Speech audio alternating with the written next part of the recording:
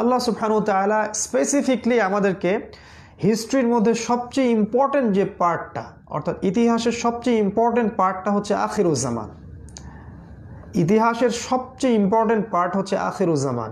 আর এই আখিরুজ্জামানের শুরুটা হচ্ছে নবী সাল্লাল্লাহু আলাইহি ওয়াসাল্লামের নবুয়ত থেকে কিয়ামতের আগ পর্যন্ত। এই যে সময়টা, এই টাইম অফ পিরিয়ডটা, এই টাইমটা সম্পর্কে আল্লাহ পাক আমাদেরকে সবচেয়ে বেশি কনসিয়াস থাকতে বলছেন। এটাও একটা কারণ হতে পারে আল্লাহ পাক সময়ের কসম করেছেন, কারণ ইতিহাসের মধ্যে যত সময় চলে গেছে, আজকের এই আখিরুজ্জামানের মতো ইম্পর্টেন্ট সময় কখনো ছিল না। কারণ এটা হচ্ছে টাইমের এমন একটা ফ্রেম, এমন একটা ফেজ, যেখানে রাসূলুল্লাহ সাল্লাল্লাহু আলাইহি ওয়াসাল্লাম প্রত্যেকটা বিষয় আমাদের সামনে ব্যাখ্যা করে গেছেন যে আগামীতে কি হতে চলেছে, কিয়ামতের সামনে কি কি সাইন আসবে, এবং এই সময় মুসলিমদের অবস্থা কি হবে, কুফারদের অবস্থা কি হবে, সমাজের অবস্থা কি হবে, পরিবারের অবস্থা কি হবে, রাষ্ট্রের অবস্থা কি হবে।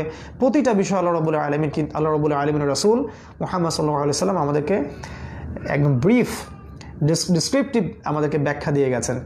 এটাও একটা কারণ যে আল্লাহ রাব্বুল আলামিন সময়ের কসম করেছেন যে আখিরুজ্জামানের মধ্যে প্রতিটা মানুষ, স্পেশালি প্রত্যেকটা মানুষই ক্ষতির মধ্যে আছে, তারা ব্যতীত যারা এই কোয়ালিটিগুলো অর্জন করেছে। সো এটাও একটা কারণ হতে পারে আল্লাহ রাব্বুল আলামিন সময়ের কসম করেছেন।